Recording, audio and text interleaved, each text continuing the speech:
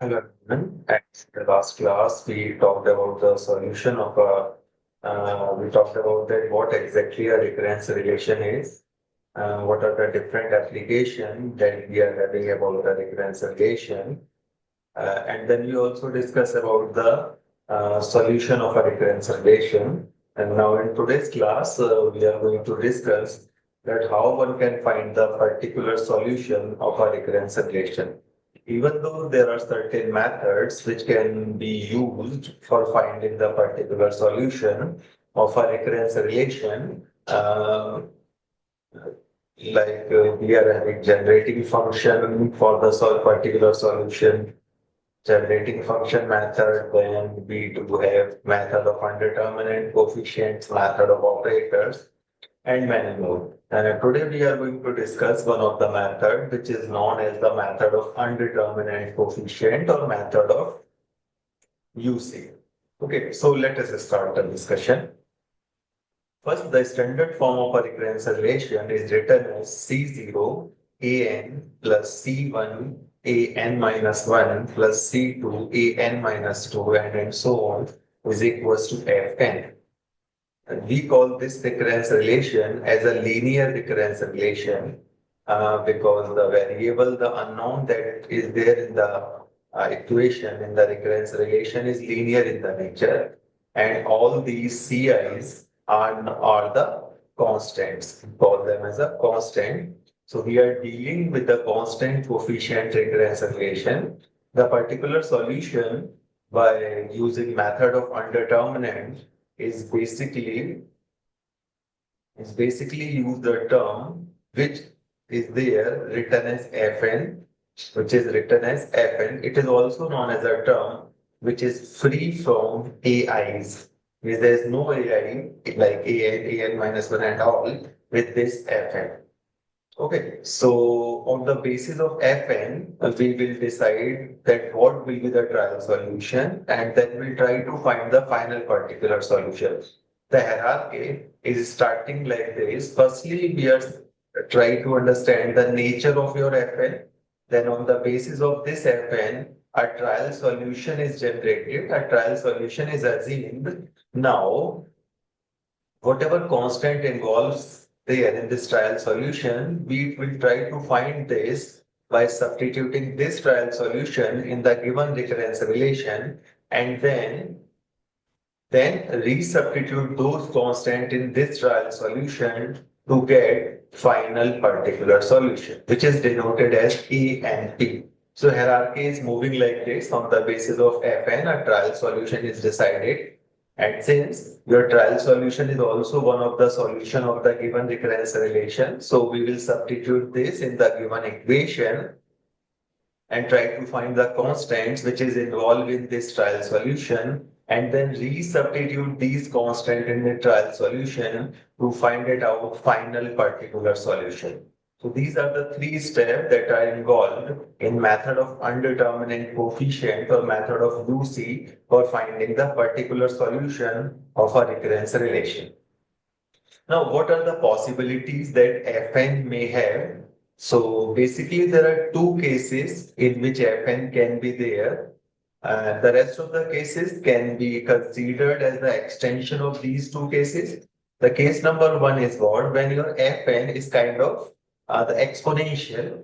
So exponential means your Fn is of form beta power n. Here beta is some constant. Here beta is some constant.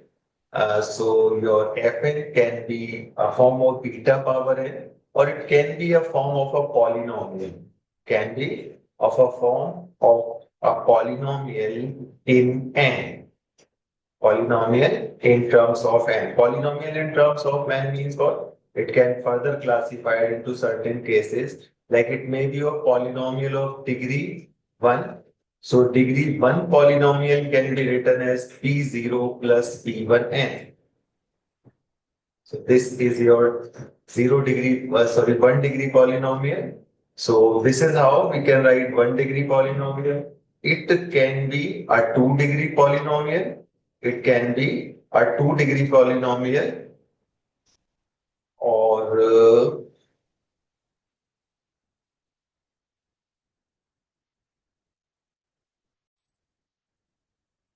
can be a 1-degree polynomial, 2-degree polynomial, or some other degree polynomial. For example, your Fn can be, it can be like Fn is equals to 1 plus n. So we consider it as a degree 1 polynomial. It can be a second degree polynomial, like it can be in the form of n square, second degree polynomial, n square plus n. It is also a second degree polynomial, 1 plus n square, also a second degree polynomial. In the certain manner, it may be third degree, fourth degree, or some other degree polynomial. So primary, we are having only two cases for this Fn, and on this basis of Fn, we generated a trial solution. On this basis of Fn, we generated a trial solution. So what is the trial solution decided by your beta power n or the case of polynomial. So suppose that if your Fn is of the form beta power n. So suppose that your Fn looks like beta power n. So in this case, our trial solution is written as a constant times beta power n. A constant times beta power n. That means here this A is called as an undetermined coefficient. Here we call this A as undetermined coefficient. That means a coefficient which we are supposed to determine. The case number 2 is what? If your polynomial, if your Fn is of nature of a polynomial. For example, suppose that we are having a polynomial of degree 1. If your Fn is a polynomial of degree 1, then in this case, the trial solution will be written as P0 plus P1 into n. The standard notation of degree 1 polynomial kind of thing. So P0 and P1 we call as the undetermined coefficient. If it is of degree 2 polynomial, if your Fn is of degree 2 polynomial in n, then the trial solution will be written as P0 plus P1n plus P2n square. In this manner, we can increase the nature of the polynomial. So if we are having a polynomial whose degree is k, so Fn is a polynomial in n and it's having the degree as k, then the trial solution will be written as P0 plus P1n plus up to, we are supposed to write kth term. So pk into n to the power k. This will be your trial solution. Okay, so in this case, your P0 and P1 is your undetermined coefficient, which we are supposed to calculate. In this case, your P0, P1, P2 are undetermined coefficient. Similarly, in the last case, these P0, P1 and Pk are the undetermined coefficient and we are supposed to calculate them. Once calculated, we will put it back to get the final particular solution. So this is your trial solution. Now, trial solution means what? It is also one of the solution. So now we will put this solution in the given equation. Since solution means satisfying the equation, comparing the coefficient, simplifying further to get these undetermined coefficient, and then to substitute back that coefficient in your trial solution to obtain the final particular solution. For example, if suppose that the right hand side of a recurrence relation, that means Fn is looks like, let it be 2 power n. So it is the case of beta power n. So in this case, our trial solution an, we will write it as a into 2 power n. Now we will put this an is equals to a into 2 power n in the given recurrence relation. In the given recurrence relation, and then compare the coefficient of 2 power n on the both sides to get the value of a. Once a is obtained, just then put this a further in your trial solution and it is converted in your particular solution. Suppose a comes out, let it be 1 upon 5. Just I am taking a random number. So it will be 1 upon 5 times 2 power n. So this is what your particular solution for the given equation by using the method of undetermined coefficient. By using the method of undetermined coefficient. So these are the two primary cases. The rest of the other cases can be generated by these two cases. For example, if suppose that the right hand side of a recurrence relation, if the right hand side of your recurrence relation, that means I am taking second case, if your fn, let's see, your fn looks like 3 power n plus n square. So this is what, in which category we consider it. It is neither completely case number 1 nor completely case number 2, but it is the combination of the two cases. This is beta power n and this is the second degree polynomial. So in this case, the trial solution will be considered as, for 3 power n, we can take it as a into beta power n. A is a constant over here. So a into beta power n plus for n square. So second degree polynomial, we can write it as P0 plus P1n plus P2n square. This is your trial solution. This is your trial solution in this case. What I did, I simply added the cases that is given to us. That means 1 is 3 power n. So in place of 3 power n, this is my trial solution. 1 is n square. So for n square, this is my trial solution. Between them, there is a positive sign. So we will add them. If in place of plus it is minus, we will put minus over here. Now, what are our undetermined coefficient in this case? Our undetermined coefficient will be A, P0, P1, P2. So we'll put this trial solution into this given equation, compare the coefficient on both the sides, and we'll find the value of constant A, P0, P1, P2. Reversely put it over here to get final particular solution of that recurrence relation. Understood? So this is how, if they are the combination of plus like this we are supposed to do. If in place of plus, if we are having multiplication, if it is their multiplication between the both 3 power n and n square, then in our trial solution, we do also take the multiplication. We do also take the multiplication sign. So in place of this plus, the multiplication is there. And in that case, this A is meaningless. So if I didn't take that constant in case of multiplication, the trial solution will not be affected. Like in multiplication, the trial solution will looks like, in place of beta, it is 3. It will looks like 3 power n into P0 plus P1n plus P2n square. So this outside constant that I neglected can be adjusted with inside constants. Okay, so whether you are taking this outside or not, it does not matter. So generally, if you are taking it outside, it will increase your complexity. So it is suggested in case of multiplication, you should not take this constant outside.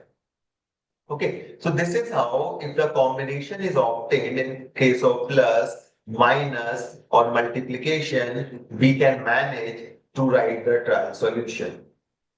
Okay, now if it is in terms of some trigonometric function, like suppose that if your fn is a sine function or cos function, like suppose that it is sine of 2n, since n is our variable, or suppose that it is comes as cos of 2n. So in this case, we will break sine and cos in terms of beta power n and will apply the case number 1. So these are some of the possibilities for a function fn that can be there in the given recurrence relation. beta power n, polynomial, their combination in terms of addition, their combination in terms of multiplication, their combination in terms of subtraction. So as per the given fn, we are supposed to write some trial solution and then we'll substitute it in the given problem, find the value of undetermined coefficients that the trial solution is having, do reversely substitute it in the given equation to make it the particular solution.